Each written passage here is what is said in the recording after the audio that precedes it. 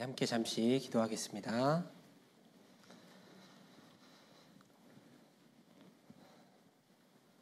사랑의 하나님 아버지, 감사합니다. 하나님, 우리를 긍휼히 여겨주시고 우리를 그 멸망의 운명에서 구원하여 주셔서 주님의 사랑의 아들의 나라로 옮길 수 있게 해주신 것 너무나도 감사를 드립니다. 그리고 또 우리를 주님의 교회 안에 거하게 해주셔서 주님의 모든 충만한 것과 모든 지혜를 우리가 공급받으며 또 우리를 보호하여 주심 속에서 살아갈 수 있게 하여 주심에 너무나도 감사를 드립니다. 이 험악하고 각박해져가는 이 세상 속에서 우리가 주님의 사랑을 의지하고 주님께 받은 은혜를 기억하며 주님의 사랑 안에서 온전히 거할 수 있도록 도와주시고 또 그 사랑을 주위에 주님을 알지 못하는 자들에게 한 사람 한 사람 전하며 살아갈 수 있는 주님의 자녀가 될 수 있도록 인도하여 주시기를 부탁드립니다. 주의 날에 이렇게 함께 모여 주님의 말씀으로 함께 교제 나누고자 합니다. 하나님, 말씀으로써 각 사람에게 필요한 은혜를 공급하여 주시고 주님의 말씀만이 남아 각각의 마음을 변화시켜 주시기를 부탁드립니다. 마치는 시간까지 함께하여 주시기를 바라오며 예수님 이름으로 기도드립니다. 아멘. 네, 성경 함께 찾으시겠습니다. 히브리서 13장입니다. 히브리서 13장 9절 말씀입니다. 히브리서 13장 9절, 구약성경 369쪽 정도에 있습니다. 히브리서 13장 9절입니다.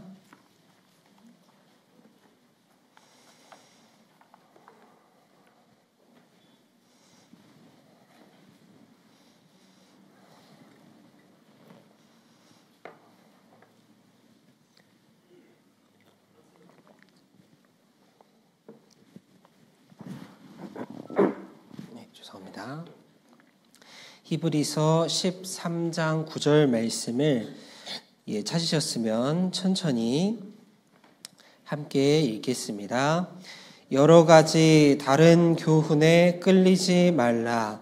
마음은 은혜로서 굳게 함이 아름답고 식물로서 할 것이 아니니 식물로 말미암아 행한 자는 유익을 얻지 못하였느니라. 다시 한번 인사드리겠습니다. 안녕하십니까?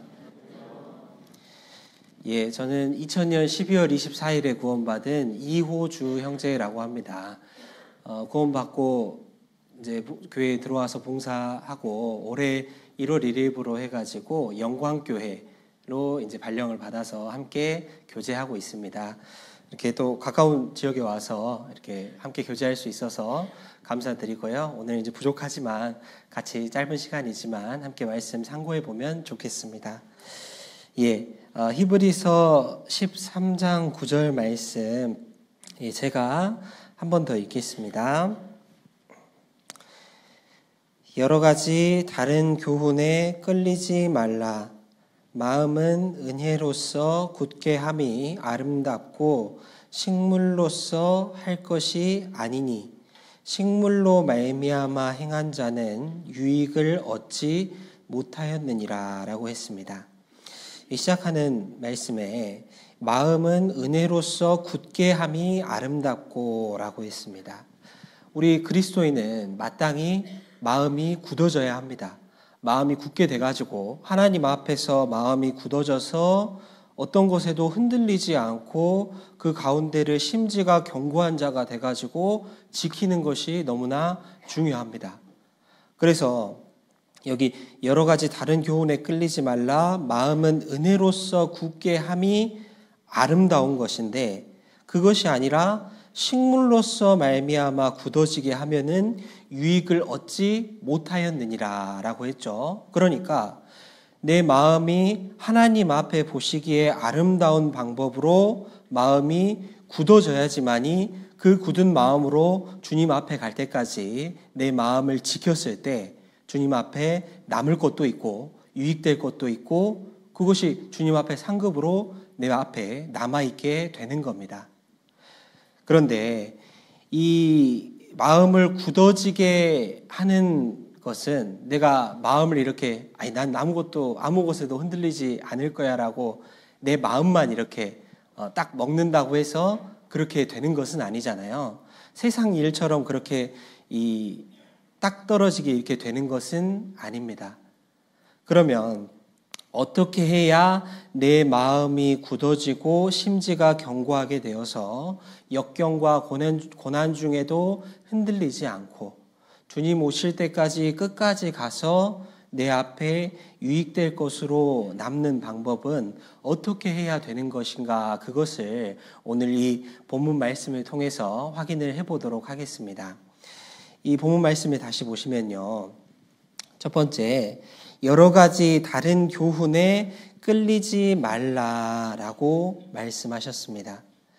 내 마음이 굳어져가지고 좌로나 우로나 치우치지 않고 흔들리지 않아서 이제 굳어져야 되는데, 세상에는, 그리고 이 신앙의 바깥에는 내 마음을 끌고 가려고 하는 여러 가지 교훈들이 있기 때문에 내 마음을 굳게 해야 된다라고 말씀하시는 겁니다. 그 내 마음을 끌리게 하는 것은 무엇이 있는지를 우리가 알아야겠습니다. 그리고 또 마음은 은혜로서 굳게 함이 아름답고 라고도 했지만은 식물로서 할 것이 아니니 식물로 말미암아 행한 자는 유익을 얻지 못하였느니라 라고 했습니다.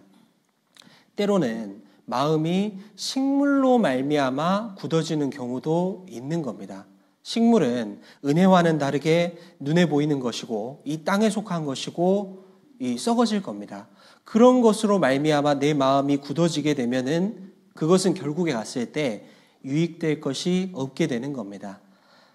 그런 경우도 있습니다. 성경에 그런 사람들이 나와 있습니다.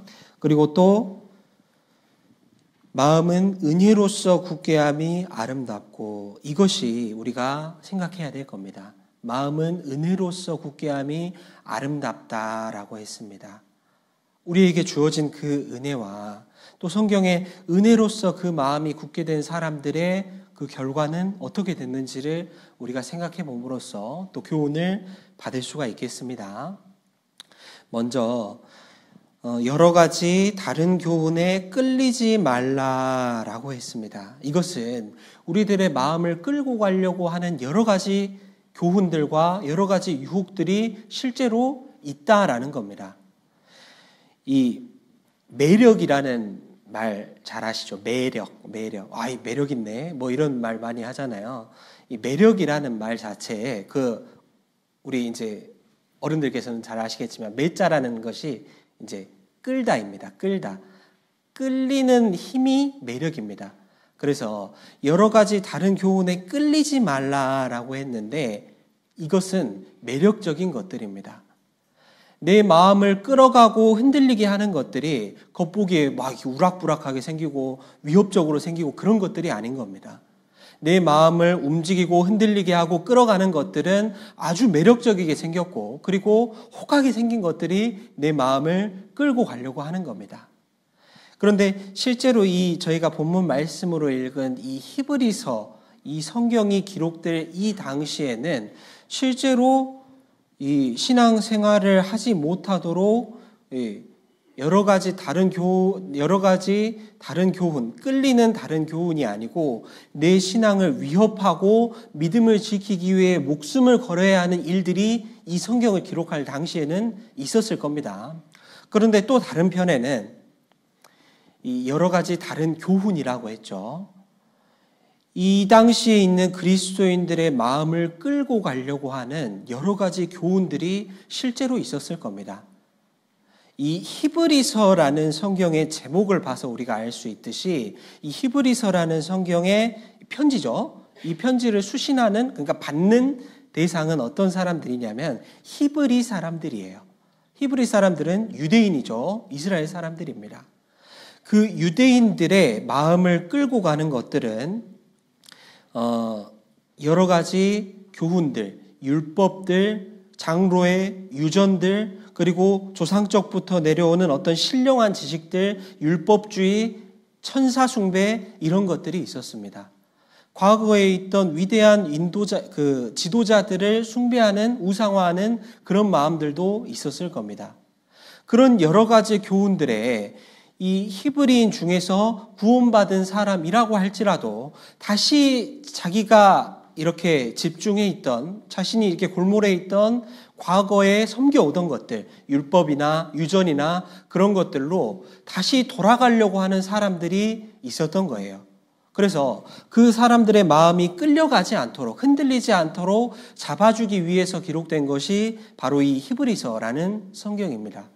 그래서 이 히브리서라는 성경을 처음부터 이렇게 읽어보면은 이 히브리서라는 성경은 우리가 아는 복음의 내용도 정말 자세하게 나와 있지만은 1장부터 이렇게 보면은 천사도 있고 여호수아도 있고 제사장도 있고 못도 있지만은 그것보다 더 나은 약속, 나은 모습으로 오신 것이 바로 예수님이다. 다른 그런 것들과 비교할 만한 것이 아니고 정말로 우리는 예수님을 붙잡아야 된다라고 말씀하고 있는 것이 바로 이 히브리서 성경입니다. 그래서 이 말씀으로써 그 유대인들의 마음이 끌려가지 않도록 붙잡아 주었던 겁니다. 이렇게 마음이 하나님께 향해서 굳어야지만이 내 마음이 끌려가지 않고 좌우로 치우치지를 않게 되는 겁니다. 우리에게도 마찬가지로 그런 것들이 있을 거예요. 근데 실상 우리가 신앙생활하는 지금의 이 신앙생활은 물론 이제 그런 경우도 있겠지만은 나를 막 교회에 못 나가게 하고 교회에 나가면 이렇게 핍박을 하고 그런 경우가 많지는 않을 거고 물론 지금도 있기는 할 겁니다. 요즘에 지금 이 시대에 어떤 나의 신앙을 방해하고 내 마음을 빼앗기게 하는 것들은 아주 매력적인 것들이고 아주 나를 즐겁게 해주는 것들입니다. 시간이 지나면 지날수록, 시대가 지나면 지날수록 나를 즐겁게 하고 나의 육신을 만족시켜주고 내 시간을 정말 혼자만 있어도 정말 심심하지 않고 아주 즐겁게 보낼 수 있게 해주는 것들이 점점 더 발달하고 있어요. 예를 들어서 이 전화기, 이 휴대전화 하나만 있으면은 시간 가는 줄 모르죠. 이 휴대전화 하나로 온갖 것들을 다 할 수가 있습니다. 방 안에만 있어도 세계 어느 곳이든 갈 수 있고 내가 경험해보지 못한 것들을 경험해 볼 수 있고 그렇게 해주는 것이 이제 요즘 시대다라고 할 수가 있고 그리고 또 지금 이 시대는 세상은 계속해서 하기 싫고 불편하고 무엇인가 고생이 되는 그런 것들은 피하라. 내가 원하는 것을 하고 싶은 것을 하고 그런 것들을 부추기고 계속해서 내 마음을 흔들고 움직이게 하는 것이 바로 이 세상의 어떤 그 흐름이다라고 할 수가 있습니다. 이것은 성경과는 정반대의 것이 되는 겁니다. 그렇기 때문에 이 세상에서 내 마음을 정말로 하나님께서 원하시는 그 모습으로 굳게 하지 않으면은 휩쓸려 떠내려가 버리는 세상이 바로 이 지금 세상이라고 할 수가 있습니다. 이 히브리서 13장 9절 말씀의 본문은 줄로 잡아두시고요. 마태복음 7장 말씀을 찾으시겠습니다. 마태복음 7장입니다.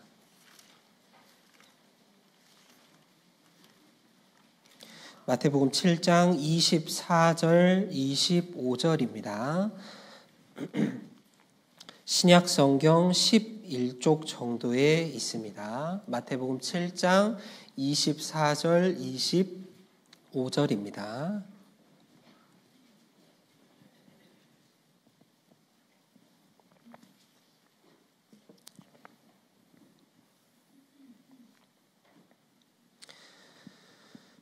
찾으셨으면 24절, 25절 두 구절 함께 읽겠습니다.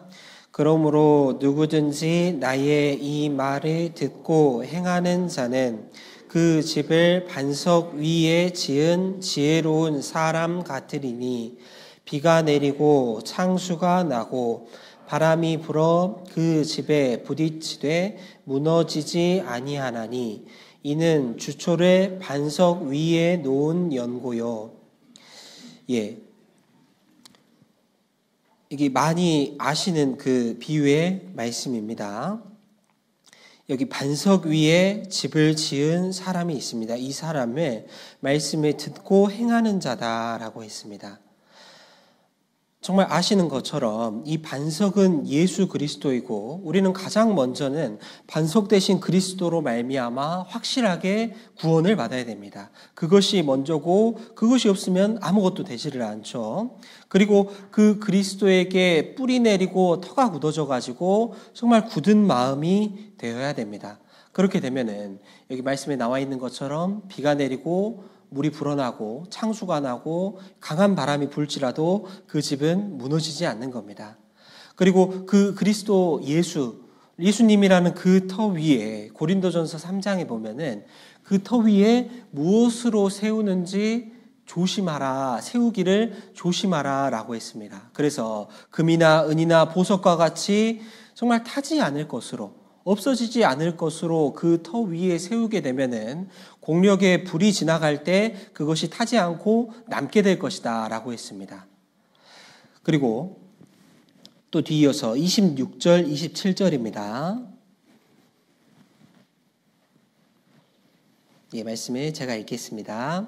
나의 이 말을 듣고 행치 아니하는 자는 그 집을 모래 위에 지은 어리석은 사람 같으리니 비가 내리고 창수가 나고 바람이 불어 그 집에 부딪히되 무너져 그 무너짐이 심하니라 라고 했습니다. 여기에 나와 있는 이 사람은 사실 기본적으로는 구원을 받지 않은 사람일 겁니다. 그런데 구원을 받은 사람이다 라고 할지라도 내 믿음을 반석 위에 굳어지지 않게 하고 모래 위에 지은 집과 같다라고 한다면은 내 신앙생활에 있어서 홍수나 비나 바람 같은 고난이나 역경이 몰아쳤을 때 그것이 힘없이 무너지고 떠내려가게 되는 겁니다. 그리고 아까 말씀드렸던 것처럼 금이나 은이나 보석으로 짓지 아니하고 나무나 풀이나 짚으로 그 터 위에 쌓게 되면은, 그러니까 눈에 보이는 그 식물로서 쌓게 되면은 공력이 불을 지나가게 될 때 그것이 다 타버리고 남을 것이 없게 되는 겁니다. 유익될 것이 없게 되는 겁니다. 그렇기 때문에 우리는 이 여러 가지 풍파에 휩쓸려 가지 않고 견딜 수 있으려면은 첫 번째는 반석 대신 그리스도로 말미암아 확실한 구원을 받아야 하고, 또 그 위에 지은 집이 견고한 집이 되어서 마음이 굳게 돼야 하는 겁니다. 다시 우리 본문의 말씀으로 돌아가 보겠습니다. 히브리서 13장 9절입니다. 잡아두셨던 곳으로 돌아가 보겠습니다. 히브리서 13장 9절 말씀입니다.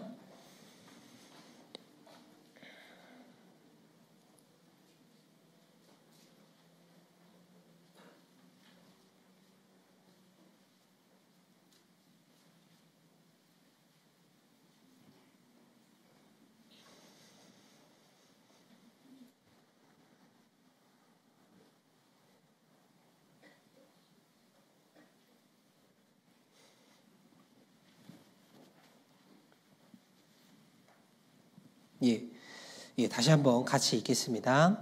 여러 가지 다른 교훈에 끌리지 말라.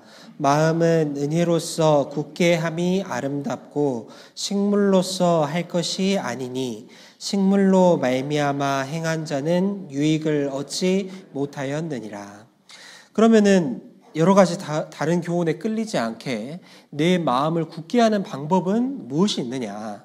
이 뒤에 보면은 마음은 은혜로서 굳게 함이 아름답고 라고 했습니다. 이것이 첫 번째로 이제 합당하게 내 마음을 굳어지게 하는 방법인데, 이것은 마음이 굳어진다라고 표현을 하지만은 실제로는 마음이 고기와 같이 부드러운 마음이어서 하나님의 말씀이 잘 들어가고 하나님의 말씀이 말씀하시는 대로 흘러가는 것이 바로 그 굳은 마음, 합당한 길로 굳어지는 마음이 됩니다.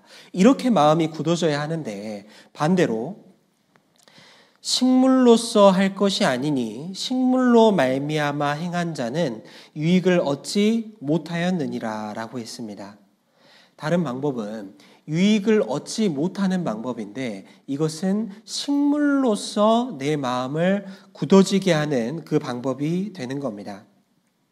이것은 실제로 마음이 굳어지는 것이 돌과 같은 마음, 단단한 마음, 완고하고 강팍한 마음이 되어가지고 하나님의 말씀이 들어갈 수 없는 마음이 되는 것이 바로 식물로서 굳어지는 마음이 되는 겁니다. 이 마음이 되면은 결국에 주님 앞에 남을 것이 없게 되는 겁니다. 그러니까 식물로 말미암아 행하는 것, 그것은 내가 내 식물을 위해서 하는 것을 다 한 다음에 신앙을 돌아보는 그 방법이 될 겁니다. 그런데 우리가 배워왔던 신앙생활은 그런 것이 아니죠. 식물로 말미암아 행하는 것은 내가 이건 먼저 다 해놓고 시간 나면 이제 그때 교제 나가야지. 내가 이것만 다 마무리 지어놓고 좀 여유가 생기면 그때 좀 교제 좀 나가지. 그런 마음들이 될 겁니다. 그런데 이렇게 해서 되는 것이 아니죠. 이 눈에 보이는 식물은 합당하지 않은 쪽으로 마음이 굳어지게 됩니다. 그렇게 해서 계속해서 마음이 그 방향으로 굳어지게 된다면은 성경에는 그 마음이 마치 이방인의 마음과 같이 된다라고 말씀을 하시는 겁니다. 에베소서 4장 말씀을 한번 보시겠습니다. 에베소서 4장입니다.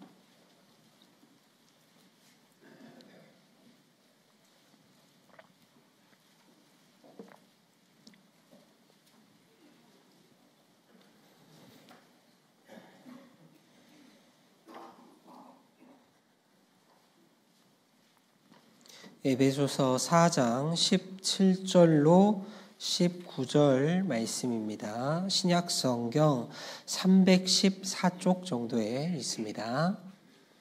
에베소서 4장 17절로 19절입니다.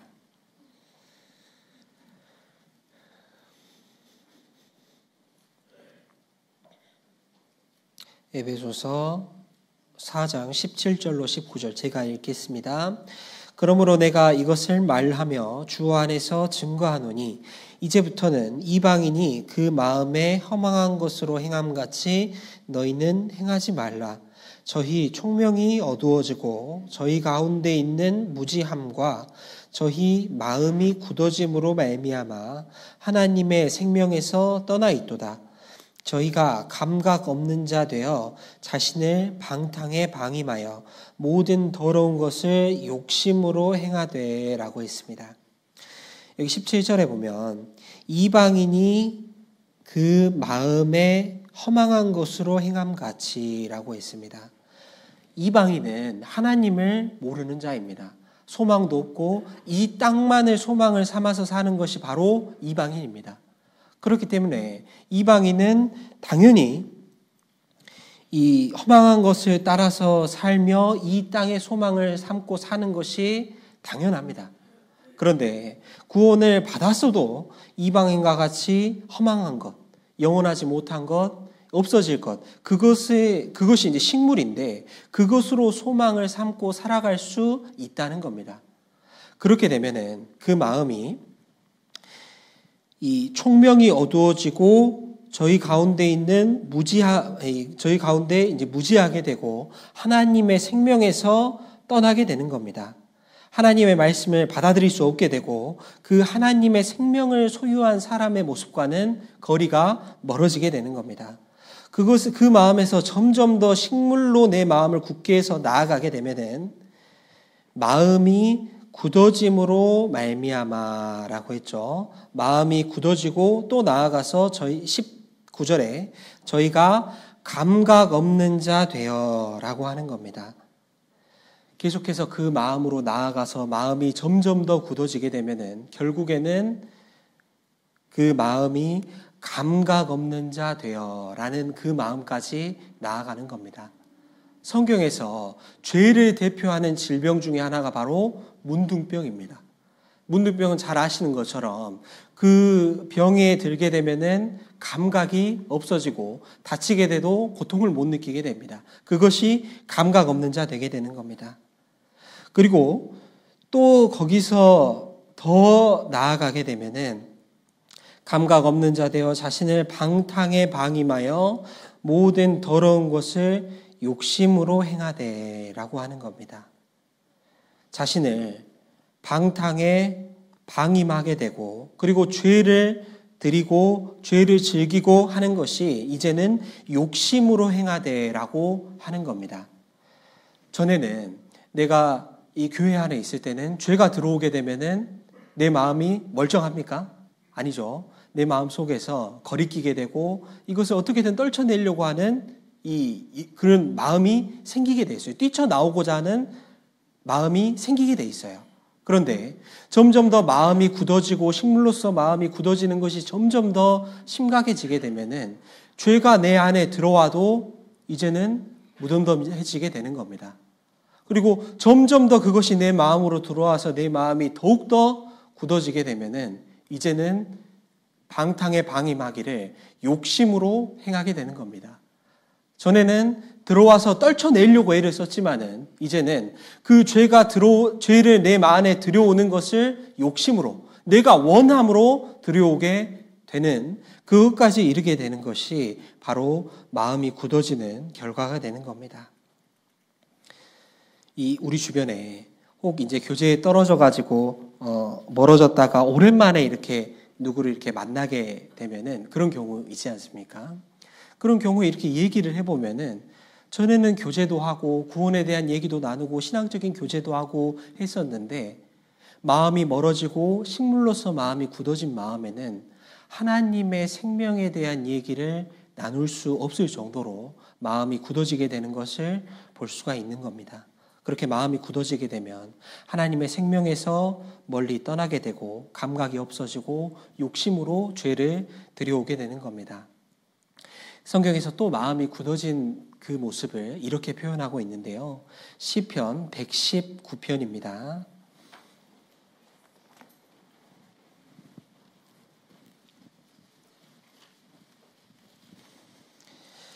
시편 119편 70절 말씀입니다.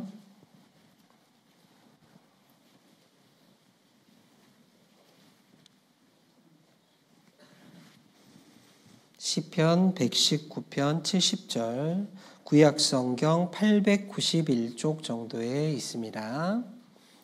시편 119편 70절입니다.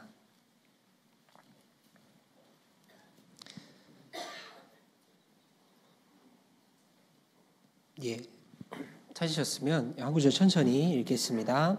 저희 마음은 살쪄 지방 같으나 나는 주의 법을 즐거워하나이다. 저희 마음은 살쪄 지방 같으나 라고 했습니다. 여기 이 살쪄 지방 같으나 이 부분에 보시면은 성경마다 조금 다르기는 할 텐데 이 1번 숫자 1번 주가 달려 있어 가지고 그 밑에 난하주에 보면은 마음이 둔하여 기름에 잠김 같으나 라고 했습니다. 마음이 지방으로 굳어지고 이 기름에 잠기게 돼서 마음이 굳어지게 된 겁니다. 이 말씀을 보면은 우리가 생각나는 사람이 있습니다. 이 구약 성경 이 사무엘상에 보면은 이 사무엘이 어린 시절에 제사장으로 있었던 엘리라는 제사장이 있습니다. 이 엘리라는 제사장은 하나님을 섬기는 제사장이었습니다. 그런데 하나님의 제물로 자기의 몸과 마음을 살찌게 하고 그 마음이 그런 것들로 굳어져 버리게 된 사람입니다. 엘리 제사장은 제사장으로서 마땅히 은혜로 하나님을 가장 가까이 섬기는 사람이잖아요. 그렇기 때문에 하나님께 받은 그 은혜로 자신의 마음을 굳어지게 하고 흔들리지 않았어야 하는데 이 엘리 제사장은 하나님의 제물과 예물을 밟고 그 마음이 살쪄 기름지게 됐습니다. 그 사람의 모습을 한번 좀 살펴보도록 하겠습니다. 이 사무엘상 2장 말씀입니다. 사무엘상 2장 29절입니다.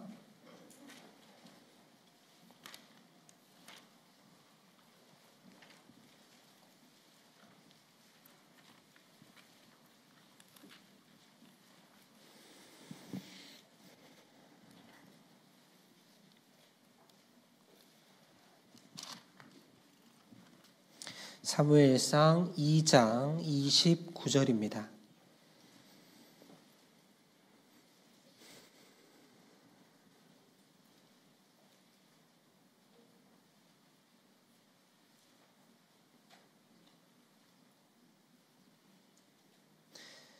사무엘상 2장 29절입니다. 구약성경 411쪽 정도에 있습니다. 성경 찾으셨으면 함께 천천히 읽겠습니다. 너희는 어찌하여 내가 나의 처소에서 명한 나의 제물과 예물을 밟으며 내 아들들을 나보다 더 중히 여겨 내 백성 이스라엘에 드리는 가장 좋은 것으로 스스로 살찌게 하느냐. 이 엘리세사장은 하나님의 제물과 예물을 밟았고 그리고 그 아들들을 하나님보다 더 중요하게 여겼습니다. 엘리의 아들들이 다 아시는 것처럼 그 제사 지내러 가는 그 고기를 먼저 취해가지고 자기가 먹는 그런 하나님의 제사를 멸시하는 죄를 저질렀고 그리고 하나님의 성전에서 몹쓸 짓을 하는 아주 그 큰 죄를 지었습니다. 그 엘리의 아들들이 그런 죄를 지었음에도 불구하고 이 엘리 제사장은 그 아들들에게 어떤 제대로 된 책망을 하지 않고 제대로 된 조치를 취하지를 않은 겁니다. 그 마음속에 자기의 아들들을 하나님보다 더 귀하게 여기는 마음이 있었던 겁니다. 그렇기 때문에 그도 역시 하나님의 제사를 멸시하게 됐습니다. 그리고 한 장 넘기셔서 3장 12절 13절입니다.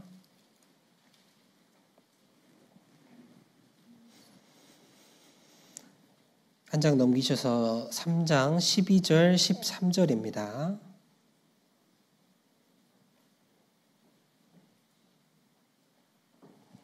제가 읽겠습니다. 내가 엘리의 집에 대하여 말한 것을 처음부터 끝까지 그날에 그에게 다 이루리라. 내가 그 집을 영영토록 심판하겠다고 그에게 이른 것은 그의 아는 죄악을 인함이니 이는 그가 자기 아들들이 저주를 자청하되 금하지 아니하였음이니라 라고 했습니다. 이 내용은 무슨 내용이냐면은 이제 그 엘리의 만행이 이어지고 하나님께서 그 어린 사무엘을 부르셔가지고 내가 엘리의 집에 이러이러한 재앙과 심판을 내릴 것을 작정했다라고 사무엘에게 말씀하셨거든요. 그 경고의 말씀을 하신 내용이 바로 이 내용입니다. 그런데 하나님께서 말씀하신 그 엘리 제사장의 죄가 어떤 죄냐면은 13절 중간 부분에 심판하겠다고 그에게 이른 것은 그의 아는 죄악을 인함이니라고 했습니다. 이 말은 엘리가 자신도 아는 죄를 끝까지 계속해서 고소하고 있으면서 돌이키지 않았다는 겁니다. 이 말을 엘리가 직접 듣습니다. 18절입니다. 18절입니다. 사무엘이 세세히 말하고 조금도 숨기지 아니하니 그가 가로되 이는 여호와시니 선하신 소견대로 하실 것이니라 하니라.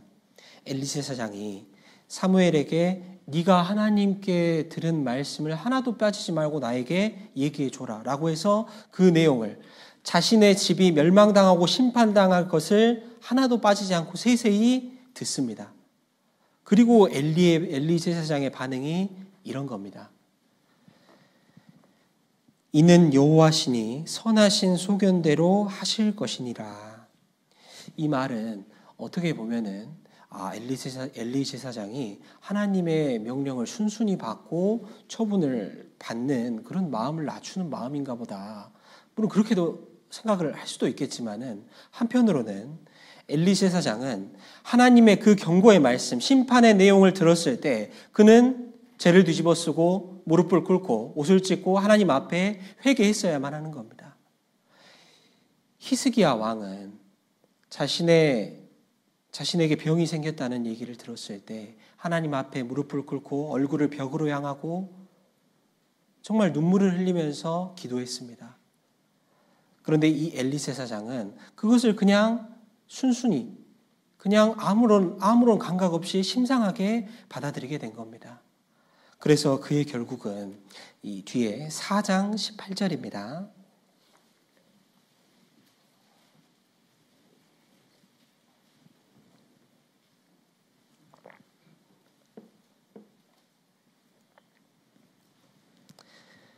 사무엘상 4장 18절.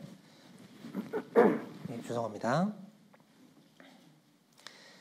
예, 함께 읽겠습니다. 하나님의 교회를 말할 때에 엘리가 자기 의자에서 자빠져 문 곁에서 목이 부러져 죽었으니 나이 많고 비둔한 영고라. 그가 이스라엘 사사가 된 지 40년이었더라. 엘리 제사장은 그가 제사장으로 있은 지 40년을 하나님의 은혜로 자신의 마음을 굳게 한 것이 아니고 40년 동안 이 하나님의 예물과 제물을 밟으면서 그것으로 자신의 마음과 몸을 살찌게 한 겁니다.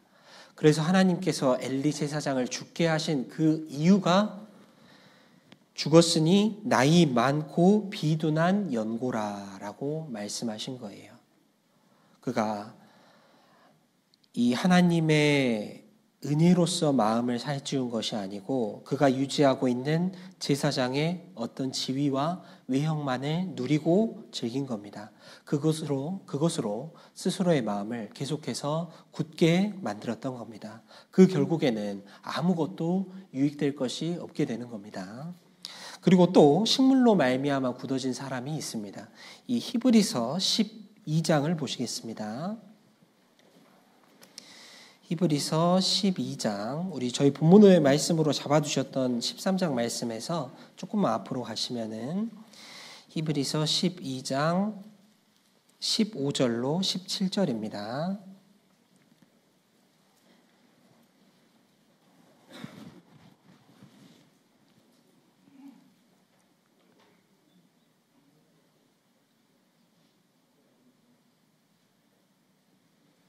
히브리서 12장 15절로 17절입니다.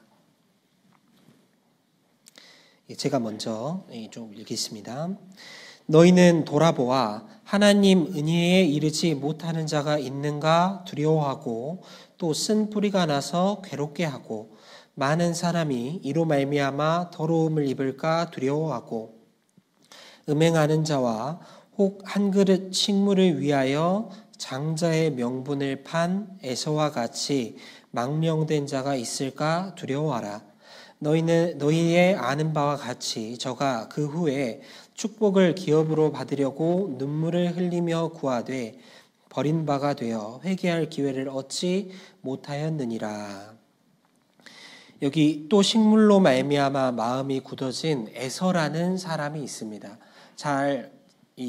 모두 다 잘 아시는 것처럼 이 에서는 이 죽 한 그릇, 그 식물을 가지고 싶어서 장자의 명분을 팔아버렸습니다.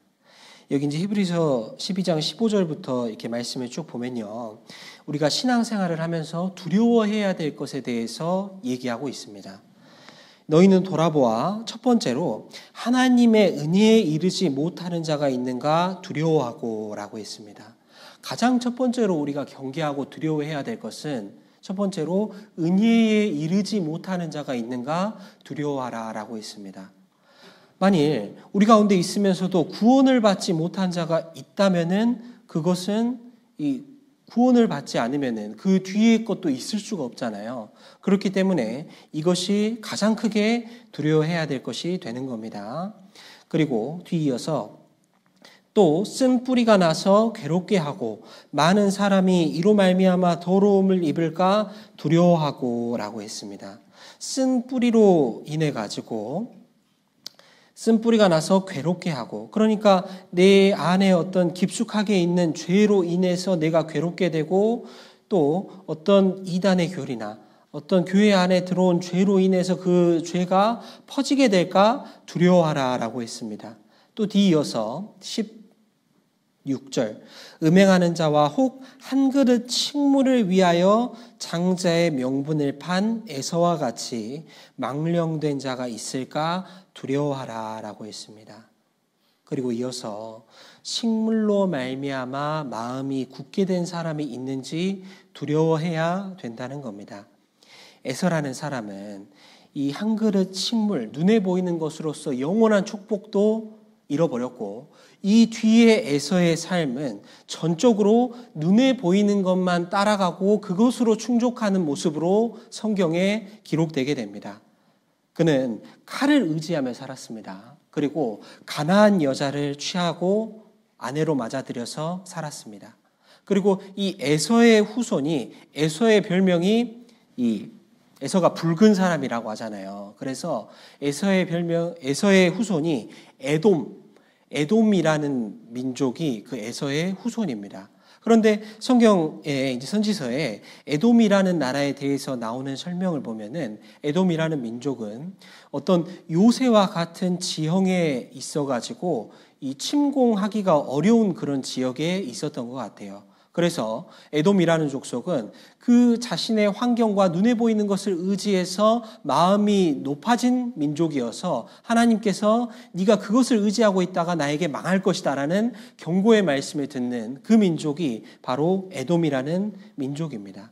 그와 그의 후손의 신앙은 전적으로 눈에 보이는 식물만을 쫓아 살아가는 그런 삶으로 이어지게 된 겁니다. 눈에 보이는 식물로 말미암아 마음이 굳어지게 됐습니다.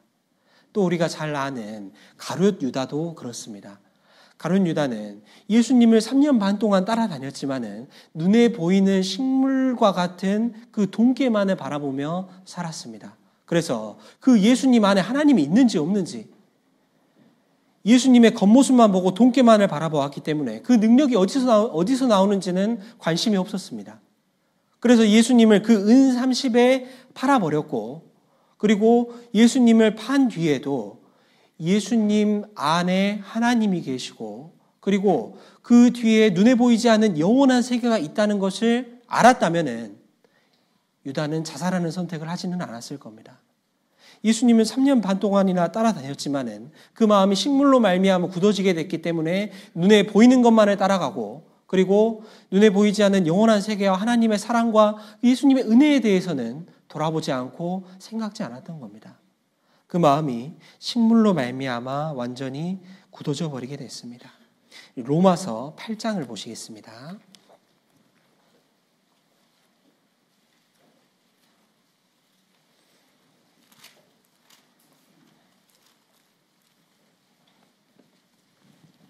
로마서 8장 24절입니다.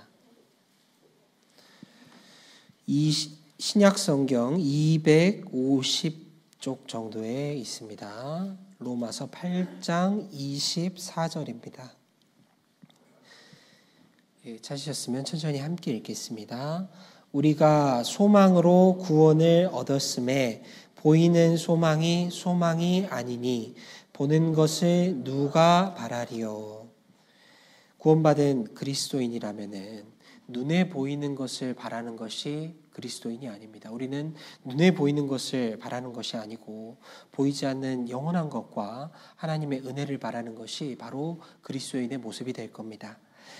그리고 본문의 말씀 히브리서 13장 9절로 다시 돌아가 보겠습니다.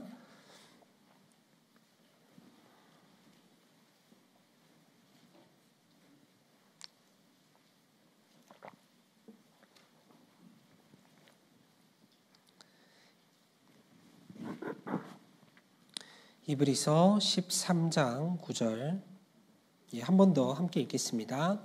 여러 가지 다른 교훈에 끌리지 말라. 마음은 은혜로서 굳게 함이 아름답고 식물로서 할 것이 아니니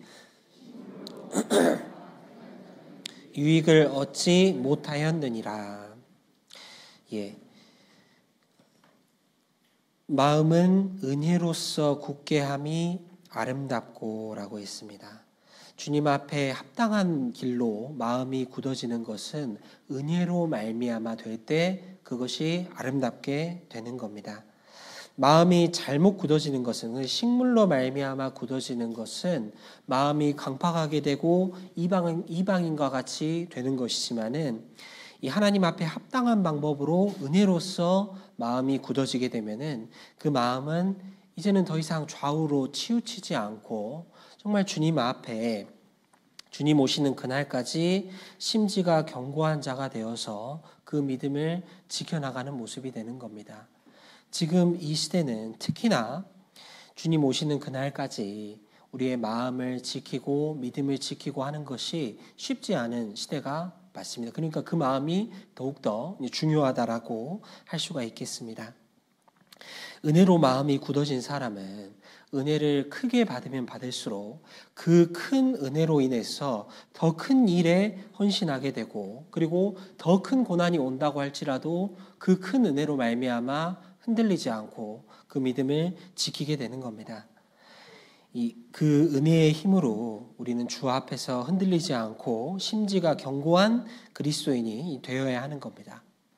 이 마음은 은혜로서 굳게 함이 아름답고라고 했는데, 여기서 말하는 이 내 마음을 굳게 하는 이 은혜라는 것이 어떤 감정적인 부흥, 우리가 뭐 찬양의 밤을 봤을 때나 뭐 이렇게 이 감동적인 이야기를 들었을 때 그런 어떤 감정적인 부흥이나 그런 것을 의미하는 것은 아닐 겁니다.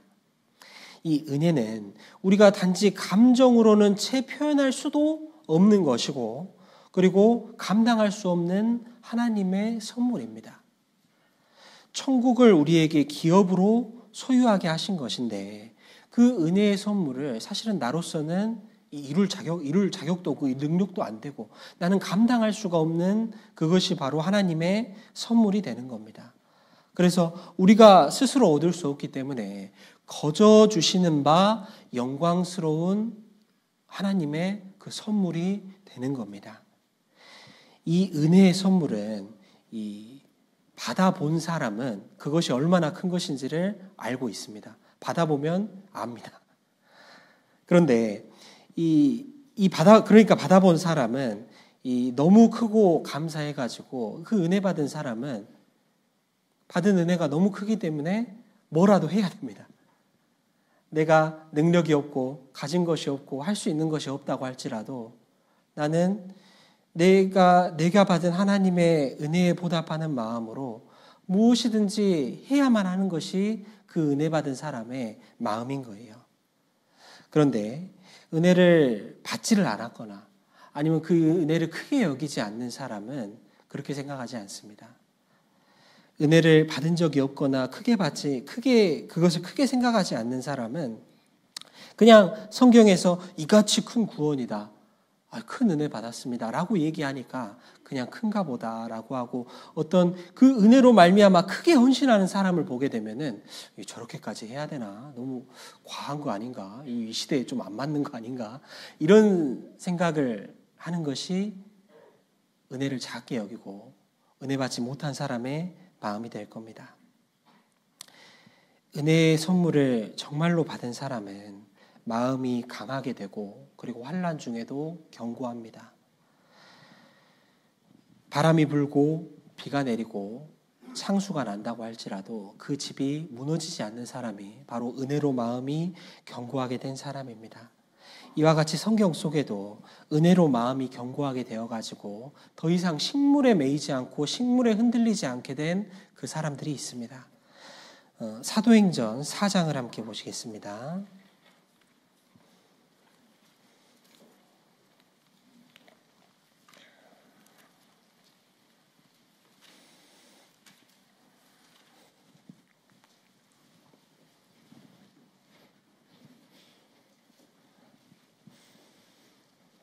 사도행전 4장 19절 20절입니다.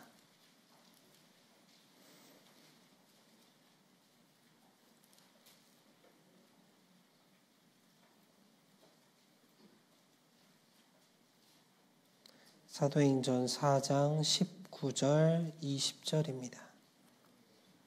신약성경 193쪽 정도에 있습니다. 찾으셨으면 함께 천천히 읽겠습니다. 베드로와 요한이 대답하여 가로되 하나님 앞에서 너희 말 듣는 것이 하나님 말씀 듣는 것보다 옳은가 판단하라. 우리는 보고 들은 것을 말하지 아니할 수 없다 하니.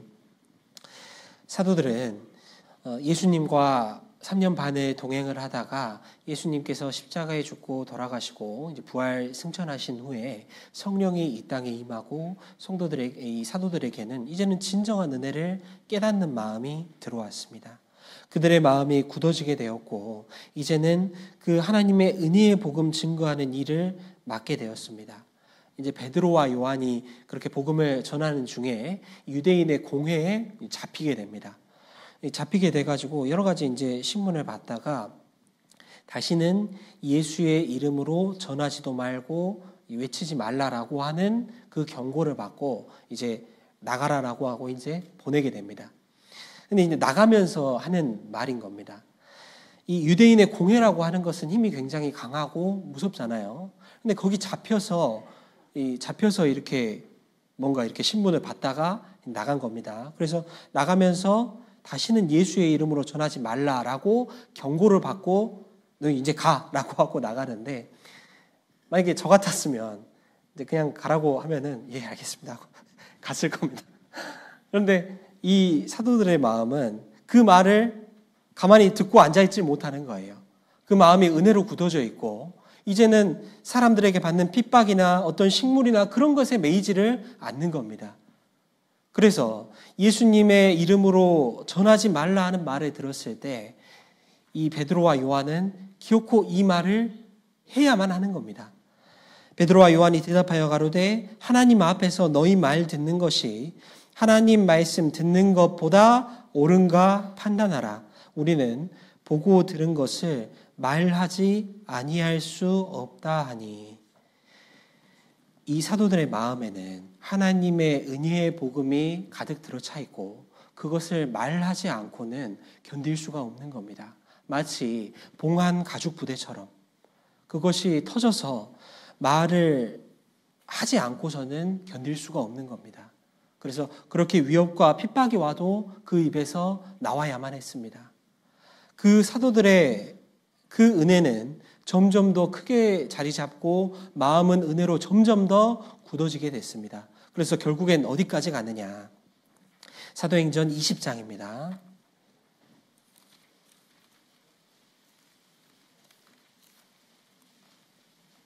20장 23절 24절입니다.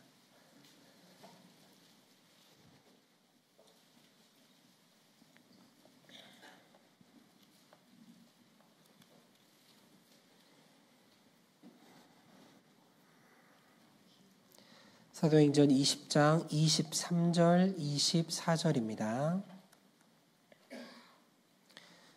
이 말씀을 함께 읽겠습니다. 오직 성령이 각 성에서 내게 증거하여 결박과 환난이 나를 기다린다 하시나 나의 달려갈 길과 주 예수께 받은 사명 곧 하나님의 은혜의 복음 증거하는 일을 마치려 하면은 나의 생명을 조금도 귀한 것으로 여기지 아니하노라. 이 사도 바울이 전도 여행을 마치고 이제 예루살렘으로 들어가는 길에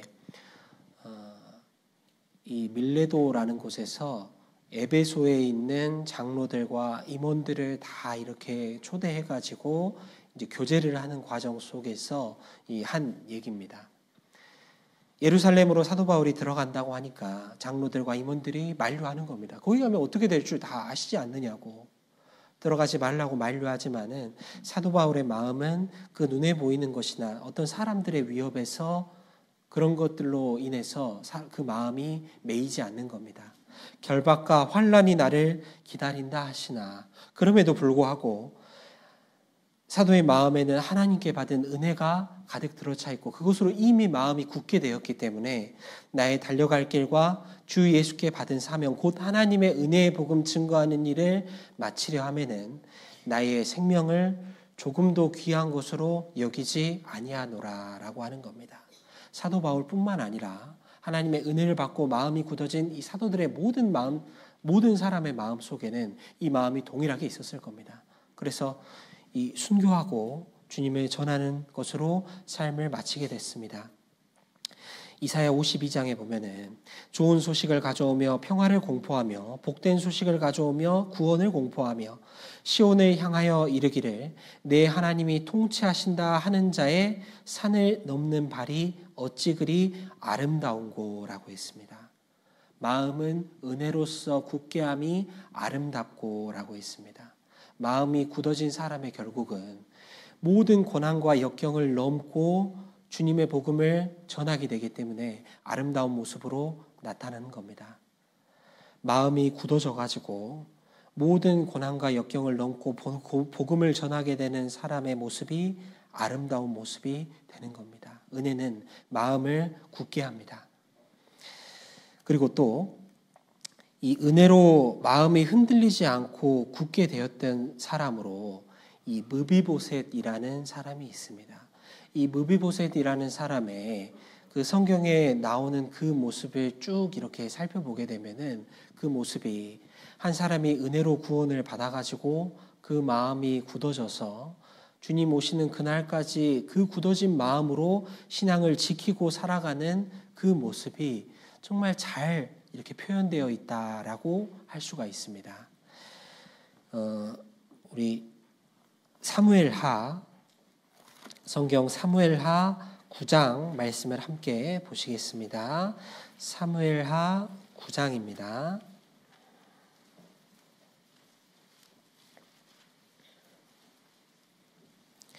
사무엘하 9장 6절부터입니다.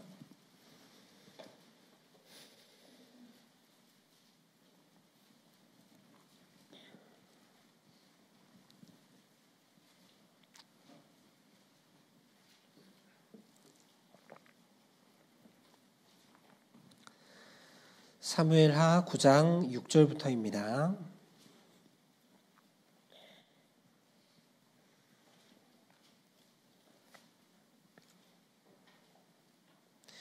예, 6절 먼저 제가 읽겠습니다.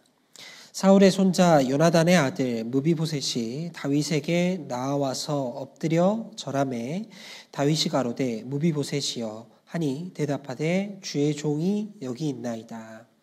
이 무비보셋이라는 사람은 모두 이제 잘 아시겠지만은 다윗이 이제 사울 왕 밑에 이렇게 있을 때 사울 왕의 아들이 요나단이죠. 그 요나단이라는 그 왕자와 사울과 정말 하나님을 사랑하는 마음이 서로 통해 가지고 서로를 정말로 신앙 안에서 서로 사랑하고 서로를 아껴주는 사이가 됐습니다. 그런데 이 사울의 집은 이 몰락할 그 왕가였습니다. 그래서 결국에는 사울과 요나단은 한날 한시에 전쟁에서 죽게 되었지만은 다윗과 요나단은 그 주님 안에서 언약을 한 것이 있어요. 그래서 요나단의 자손을 잘 돌봐줄 것을 다윗과 함께 언약하게 됐습니다. 그래서 사울과 요나단이 죽게 되고 이제는 다윗이 통일 왕국을 이룬 때가 되었는데 이 다윗 왕이 이제 그 요나단의 자손을 찾게 된 겁니다. 그 요나단의 자손을 찾다가 이제 무비보셋이라는 요나단의 아들 무비보셋을 찾게 됐습니다. 그래서 지금 이어지는 내용이 되는 겁니다. 17절 18절은 함께 읽겠습니다. 7절 8절입니다. 9장 7절 8절입니다. 예, 함께 읽겠습니다. 다윗이 가로되 무서워 말라. 내가 반드시 내 아비 요나단을 내게 은총을 베풀리라. 내가 내 조부 사울의 밭을 다 내게 도로 주겠고 또 너는 항상 내 상에서 먹을지니라. 저가 절하여 가로되 이 종이 무엇이간데 왕께서 죽은 개 같은 나를 돌아보시나이까. 이 무비보셋은 이 몰락해버린 사울 왕 집의 자손이었습니다. 게다가 그 무비보셋은 신체적인 결함을 가지고 있었어요. 어떤 것이냐면은 사울 왕과 요나단이 죽었다는 소식이 들려오자 이 무비보셋을 돌봐주고 있던 그 당시 5살이었습니다. 무비보셋을 돌봐주고 있던 그 여인이 도망을 나가다가 이 5살 무비보셋 그 아들을 떨어뜨려요. 그래가지고 이 두 다리가 다 이렇게 절름발이가 된 겁니다. 대충 이렇게 한 발만 살아있으면은 목발을 짚든지 뭘 하든지 해서 어떻게 돌아다니고 할 수 있을 텐데 두 다리가 다 이제 못 쓰게 된 거예요. 그래서 무비보셋 혼자서는 어디도 뭐 이렇게 다닐 수 없는 그런 처지에 있던 것이 이 무비보셋이었습니다. 그런데 그 무비보셋이 이 요나단의 아들인데 다윗과 요나단의 언약에 의해서 무비보셋을 이제 다윗의 집으로 들여오게 된 겁니다. 그런데 이 다윗 왕은 실은 그 앞에 사무엘하 5장 정도에 보면은 이 다윗이 어떤 말을 했냐면은 이 다윗은 소경과 절뚝발이를 미워해가지고 자신의 성에는 자기 다윗의 성에는 그런 사람들은 들어오게 안 할 거다라고 이제 저주를 합니다. 그런데 그럼에도 불구하고 무비보셋은 그 요나단과의 언약으로 인해서 무비보셋을 받아주고 그에게 은혜를 베풀어서 심지어는 자신의 상의 왕자와 같이 여겨서 밥까지 같이 먹게 해주게 된 겁니다. 그런 은혜를 무비보셋에게 베풀어주고 영광을 얻게 되는 겁니다. 그리고 이 무비보셋이라는 사람의 이름이 나오면 그 이름에 같이 꼬리표처럼 따라붙는 그게 뭐냐면은 절뚝발이라는 말이 항상 따라붙어요. 무비보셋은 절뚝발이더라. 두 다리가 다 절더라. 이런 식으로 그 꼬리표가 항상 약점이 따라붙게 되는 겁니다.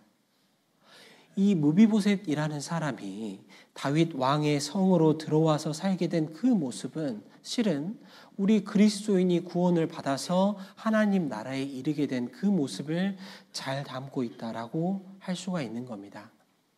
우리는 하나님 앞에서 멸망의 운명에 처해 있었어요. 그래서 내 처지를 어떻게 나아지게 해보고자 아무리 발버둥을 쳐봐도 내가 가지고 있는 죄의 짐을 벗어버리기 위해서 아무리 발버둥을 쳐봐도 나로서는 어디에도 갈 수 없는 사람이었어요. 절뚝발이 무비보셋이 자기 혼자서는 아무것도 해결할 수 없었던 것처럼 우리도 정말 발버둥을 치면 칠수록 죄만 더 나왔지 나로서는 해결할 수 없는 운명에 있던 것이 내 모습이었습니다. 그리고 그 하나님의 나라는 쳐다볼 수도 없는 그 처지가 된 것이 저주받은 자가 된 것이 바로 내 모습이었습니다. 그럼에도 불구하고 예수 그리스도로 말미암아 우리 죄를 모두 용서해 주시고 그리고 누구든지 믿는 자마다 구원을 얻게 해주시는 그 은혜를 베풀어 주시고 그 은혜를 받은 것이 우리의 모습입니다. 그래서 천국을 유업으로 받게 되고 그리고 하나님의 자녀가 되는 유업을 얻을 수 있게 해주신 것이 바로 우리가 받은 하나님의 은혜가 되는 겁니다. 그런데 그럼에도 불구하고 무비보셋에게 절뚝발이라는 꼬리표가 항상 따라다녔던 것처럼 우리도 항상 기억해야 하는 것이 있습니다. 우리가 기억해야 하는 것은 우리가 잘나고 무엇인가 의롭고 선해서 구원을 받은 것이 아니고 우리는 정말 지옥에 갈 수밖에 없는 어찌할 수 없는 그 처지에서 구원을 받았다. 우리가 어떤 처지에 있었는가? 우리는 죄인의 모습으로 구원을 받았다라는 것을 우리는 항상 기억해야 됩니다. 그래야지만이 그 낮은 자에게 물이 높은 곳에서 낮은 곳으로 흐르는 것처럼 낮은 자에게 임하는 것이 바로 그 은혜가 되는 겁니다. 우리는 그 모습을 항상 기억해야 하는 겁니다. 그런데 이 무비보셋에게도 이 어려운 시기가 찾아오게 됩니다. 이 사무엘하 이 뒤로 넘기셔서 16장으로 가보시겠습니다. 사무엘하 16장 3절입니다.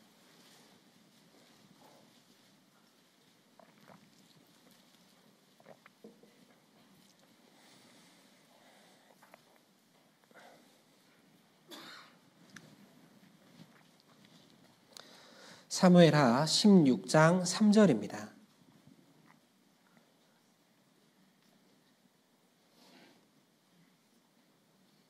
16장 3절 말씀 함께 천천히 읽겠습니다. 왕이 가로되 내 주인의 아들이 어디 있느뇨? 시바가 왕께 고하되 예루살렘에 있는데 저가 말하기를 이스라엘 족속이 오늘 내 아비의 나라를 내게 돌리리라 하나이다. 다윗이 왕으로 있을 때 그 나라에 사태가 발생합니다. 그 다윗의 아들 압살롬이라는 자가 백성들의 마음을 훔치고 다윗 왕에게 반역을 일으키죠. 그래가지고 이 다윗 왕이 머리를 풀어 헤치고 맨발로 그 성을 도망 나가게 돼요. 그런데 그 도망가는 중에 다윗은 당연히 내가 가는 길에 무비보셋이 따라서 나올 줄을 알고 있었어요.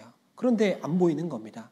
그는 보이지 않고 그 무비보셋의 종으로 있었던 이 시바라는 자가 나와가지고 다윗 왕을 맞이하고 있는 겁니다. 그래서 다윗 왕이 그 종에게 묻자 이 사람이 이야기하기를 이 사람이 이를 꾸미고 모함해서 이 무비보셋을 이제 이렇게 누명을 씌우고 모함하는 겁니다. 그가 말하기를 시바가 왕께 고하여 예루살렘에 있는데 저가 말하기를 이스라엘 족속이 오늘 내 아비의 나라를 내게 돌리리라 하나이다. 이렇게 얘기하는 거예요. 그러니까 이 종이 다윗 왕에게 이렇게 얘기하는 거예요. 왕이시여, 제 주인이 말하기를 이제 자기 가문이 다시 일어설 것이다 라고 이렇게 말하던데요. 라고 일러 바치는 겁니다. 그러니까 다윗 왕은 그 종의 이야기를 듣고 그래, 이제 무비보셋에게 속한 재산은 다 네 거다 라고 하고 이제 길을 떠납니다. 도망가는 길을 떠납니다. 그리고 이제 사태가 다 진압이 되고 다윗 왕이 성으로 다시 돌아오게 됐어요. 거기 이제 무비보셋이 있는 겁니다. 그 무비보셋에게 어찌하여 내가 나와 함께하지 아니하였느냐라고 물어보거든요. 무비보셋은 이 종의 모함으로 인해서 왕과 함께 떠나지 못하고 이 무비보셋은 이 성에서 왕을 기다리고 있었습니다. 그런데 이 성에서 왕을 기다리고 있는 무비보셋의 모습이 어떠했느냐? 이 뒤에 19장으로 넘어가 보겠습니다. 사무엘하 19장입니다.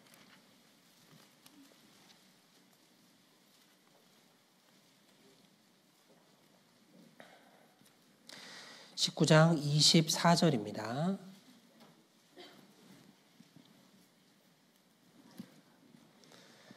사무엘하 19장 24절입니다.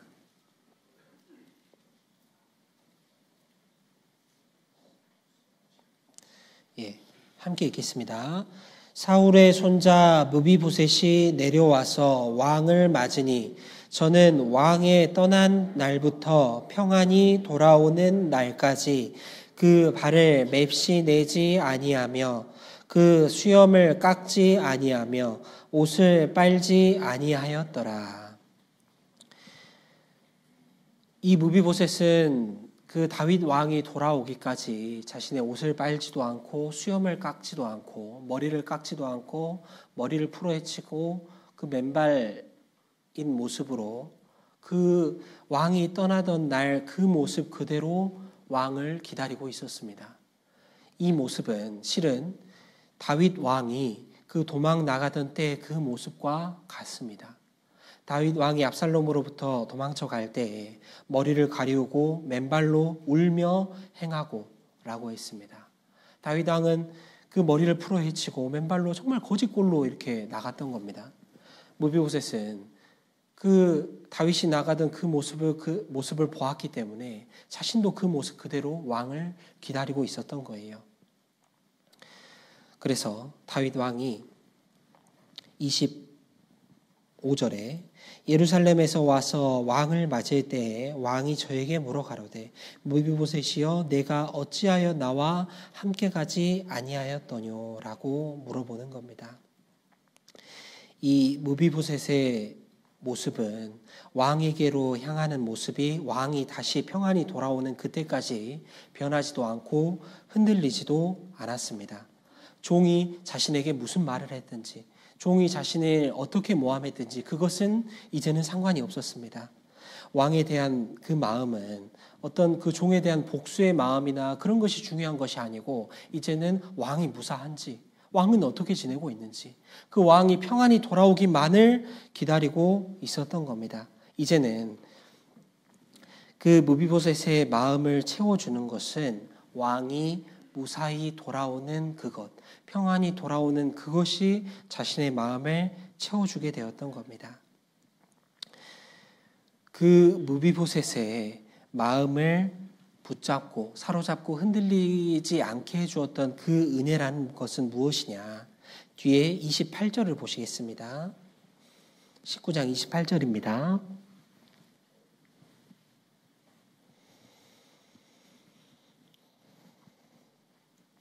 28절 말씀 함께 읽겠습니다. 내 아비의 온 집이 내 주 왕 앞에서는 다만 죽을 사람이 되지 아니하였었나이까.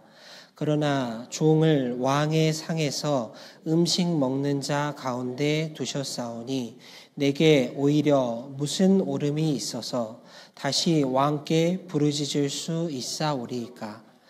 종을 왕의 상에서 음식 먹는 자 가운데 두셨사오니, 그가 받은 은혜는 죽어 마땅한 그 운명에서 왕의 상에서 함께 먹을 수 있는 그 축복을 얻을 수 있는 그것이 그가 받은 은혜이고, 그의 평생의 그 마음을 사로잡은 은혜가 되는 겁니다.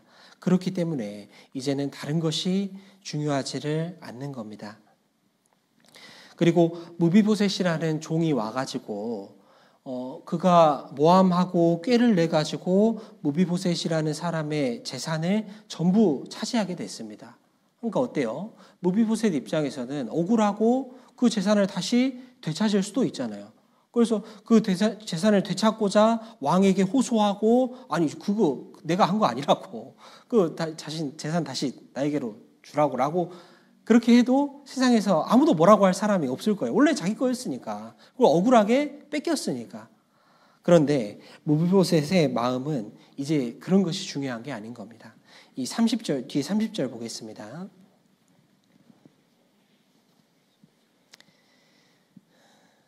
함께 읽겠습니다. 무비보셋이 왕께 고하되 내 주 왕께서 평안히 궁에 돌아오시게 되었으니 저로 그 전부를 차지하게 하옵소서 하니라. 이제는 그 자신의 재산과 같은 그런 식물과 같은 것이 그 마음을 움직이게 할 수가 없는 겁니다. 오로지 왕이 평안히 돌아와 뵙는 그것만이 무비보셋의 마음을 채워주게 되는 겁니다. 그의 마음은 이미 은혜로 굳게 되었고 그 마음으로 왕을 기다리고 섬기게 되는 겁니다. 이 모습 또한 정상적인 그리스도인의 모습을 아주 잘 담고 있다라고 할 수가 있는 겁니다. 말씀드린 것처럼 우리는 이 자격 없는 상태에서 은혜로 구원을 받게 되었습니다. 그리고 구원을 받은 이후에 이제 우리에게 예수님의 모습은 보이지는 않습니다. 예수님은 잠시 우리의 처소를 예비해 주시기 위해서 잠시 떠나셨다라고 요한복음 14장에 이야기하고 있습니다. 내가 너희를 위하여 처소를 예비하러 가노니라고 말씀하셨죠. 그리고 구원받은 후에는 무비보셋이 뜻하지 않게 고난을 겪었던 것과 같이 이제는 구원받은 우리의 삶에 우리가 구원을 받지 않았다면 굳이 겪어도 되지 않을 그런 고난들이 이제는 내게 임하게 됩니다. 구원을 받음으로 인해서 핍박을 받게 되고, 그리고 내가 이 구원을 받았으므로 절제함으로 인해서 겪는 어려움들과 고난들이 반드시 있게 되어 있습니다. 이 고난은 그리스도의 남은 고난에 참여하는 모습이 되는 겁니다. 무비보셋이 왕이 떠나던 그날과 동일하게 그 모습을 맵시내지 아니하고 고난을 그 마음에 채웠던 것처럼 이제는 그리스도께서 십자가에서 당한 그 남은 고난을 이제는 내 육체에 채우는 겁니다. 골로새서 1장 24절을 보시겠습니다.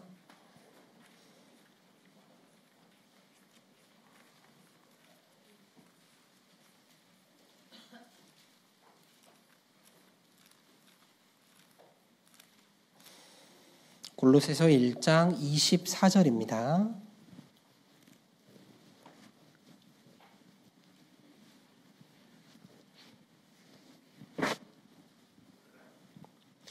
골로새서 1장 24절입니다.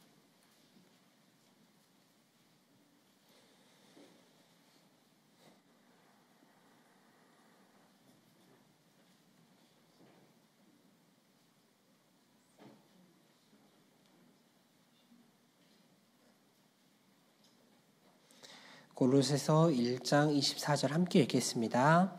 내가 이제 너희를 위하여 받는 괴로움을 기뻐하고 그리스도의 남은 고난을 그의 몸된 교회를 위하여 내 육체에 채우노라. 이제는 그 주님의 몸된 교회를 위해서 우리에게 남겨두신 그 고난을 정말 예수님의 고난을 함께 감당하는 양으로 내가 교회의 짐을 짊어지고 그 고난을 감당하는 일이 남아있는 겁니다. 은혜로 마음이 굳게 된 그리스도인은 그 고난 가운데 흔들리지를 않을 겁니다. 내가 어떠한 처지에서 구원을 받았고 그리고 주님이 베푸신 그 은혜는 어떠한 것인지 그 은혜가 얼마나 크고 감당할 수 없는 그 은혜임을 잘 알고 있다고 한다면은 주님 오시는 그날까지 마음이 흔들리지 않을 겁니다. 무비보셋이 그 다윗에게 받은 은혜를 생각하고 마음에 품고 마음이 굳게 되어서 그 마음이 변하지 않았던 것처럼 우리도 주님 다시 오시는 그날까지 이 땅에서 우리가 겪는 수고와 그 오해와 핍박들 속에서 흔들리지 않고 마음을 굳게 해야지만이 흔들리지 않고 그 남은 시간을 통과할 수가 있게 되는 겁니다. 그런 그리스도인에게 이 세상에 눈에 보이는 어떤 식물과 같은 것, 그런 것들이 더 이상 내 마음을 흔들리고 끌고 가게 하지는 못할 겁니다. 우리는 식물로서 마음이 강팍하게 되어서도 안 되는 겁니다. 그리고 우리가 주님이 오시는 그날까지 정말 무비보셋과 같이 나를 맵시내지 아니하고 멋을 내지 아니하고 그 꾀지지한 모습을 그대로 지키고 견디고 있다가 주님을 만나게 되면은 무비보셋과 같이 왕이시여 이제 나는 그런 밭과 어떤 재산들 그런 거 이제는 필요 없습니다. 주님이 주시는 은혜로 인해서 모든 것을 받았습니다. 이제 주님이 다시 가져가십시오 라고 하는 그 일이 우리에게도 그대로 실현이 될 겁니다. 요한계시록 4장입니다. 요한계시록 4장 10절 11절입니다.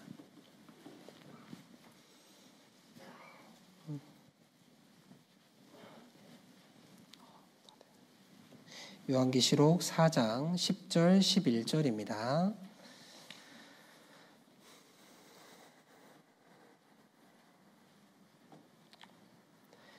요한계시록 4장 10절 11절 말씀 함께 읽겠습니다. 24장로들이 보좌에 앉으시니 앞에 엎드려 세세토록 사시는 이에게 경배하고 자기의 면류관을 보좌 앞에 던지며 가로되 우리 주 하나님이여 영광과 존귀와 능력을 받으시는 것이 합당하오니 주께서 만물을 지으신지라 만물이 주의 뜻대로 있었고 또 지으심을 받았나이다 하더라. 우리가 이 땅에서 수고하고 정말 온갖 고난을 겪으면서 받은 그 의의 면류관, 그것을 주님 앞에 가게 되면은 우리가 받은 은혜와 그 영광으로 인해서 이제 다시 그것을 하나님께 돌리는 일이 있게 될 겁니다. 그게 바로 은혜 받은 사람의 그 모습이 될 겁니다. 이 은혜로 마음이 굳게 된 사람은 그 심지가 견고하여서 좌로나 우로나 치우치지 않는 사람이 될 겁니다. 우리 마지막으로 잠언 18장 말씀을 함께 보시겠습니다.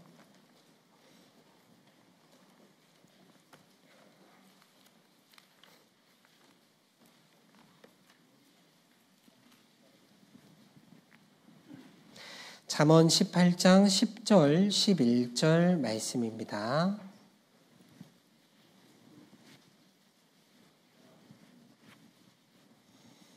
잠언 18장 10절 11절입니다.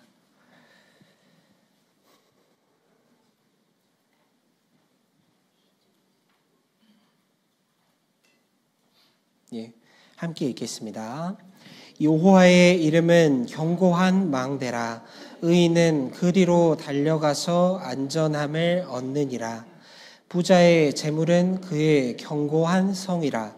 그가 높은 성벽같이 여기느니라. 이 11절 말씀에 부자의 재물은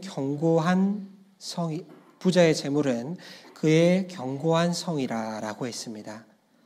부자는 식물로서 마음을 견고하게 합니다.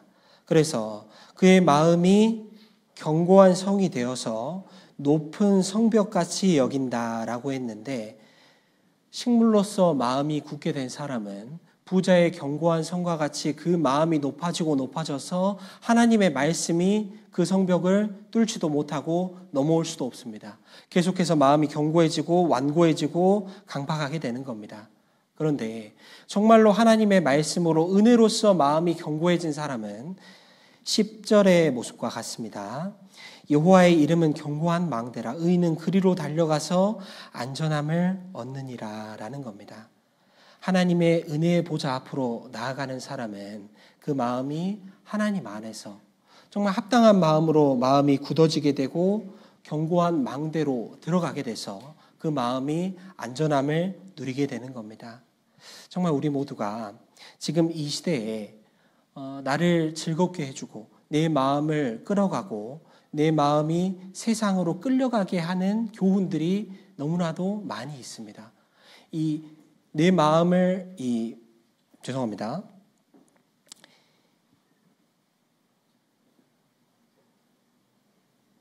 제가 본문의 말씀 한 번 더 보고 말씀드리겠습니다. 마음은 여러 가지 다른 교훈에 끌리지 말라라고 했죠. 이제 다 끝날 때 돼가지고 그러네요. 마음은 여러 가지 다른 교훈에 끌리지 말라라고 했죠. 내 마음을 끌어가게 하는 여러 가지 것들은 여기에 어떤 여러 가지 다른 교훈에 끌리지 말라라고 했습니다. 내 마음을 끌어가는 것들은 어떤 험악하게 생긴 것이나 위협적인 것이나 그런 것이라고 말하지 않습니다. 여러 가지 다른 교훈에 끌리지 말라라고 했습니다. 그런 것처럼 내 마음을 끌어가게 하고 내 마음을 흔들리게 하는 것들은 교훈이라는 것으로서 둔갑해 있고 아름다운 모습으로 포장이 되어 있습니다. 그렇기 때문에 이 시대에는 내 마음을 지키고 굳어지게 하고 안정되게 하는 것이 이 하나님의 은혜로서 말씀으로서 굳게 되는 것밖에 없는 겁니다. 우리 모두가 마음을 굳게 하는 다른 것이 아니라 다른 화려하고 뭔가 이렇게 좋아 보이는 것이 아니라 은혜로서 내가 받은 은혜에 집중하고 은혜로서 굳게 하는 것에 마음을 두고 항상 그것을 바라볼 수가 있어야 하겠습니다. 네, 여기까지 말씀드리고 기도하시겠습니다.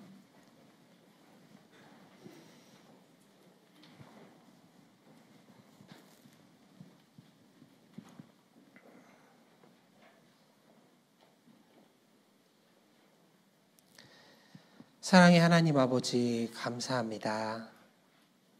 하나님, 우리를 은혜로서 지켜주시고 또 주님의 교회 안에 두셔서 주님의 모든 충만한 것을 공급받으며 우리를 보양하여 주심에 너무나도 감사를 드립니다. 우리 머리 숙여 기도하는 모든 성도님들 마음속에 정말 하나님의 은혜를 더욱더 크게 여길 수 있는 마음을 주시고 그 은혜로서 성도님들의 모든 삶과 신앙과 모든 것들을 지켜주시기를 하나님께 간절히 부탁드립니다. 아울러서 이 정읍교회 모든 성도님들 통하여서 정말 하나님의 복음의 말씀이 활발하게 전해지고 교회가 주님 앞에 정말 굳건하게 서며 주님의 칭찬을 받고 축복을 받는 교회가 될 수 있도록 인도하여 주시기를 부탁드립니다. 그리고 오늘 함께해야 하나 피치 못할 사정으로 혹은 건강의 문제로 함께하지 못하는 성도님들 계시다면 그 마음으로 함께하여 주시고 주님의 권능의 손길을 더하여 주셔서 치유의 능력을 발하여 주시기를 부탁드립니다. 이후에 있는 모든 시간 또한 하나님의 은혜로 함께하여 주시기를 바라오며 이 모든 말씀 우리를 죄악 가운데서 구원하여 주신 예수님의 이름으로 기도드립니다. 아멘.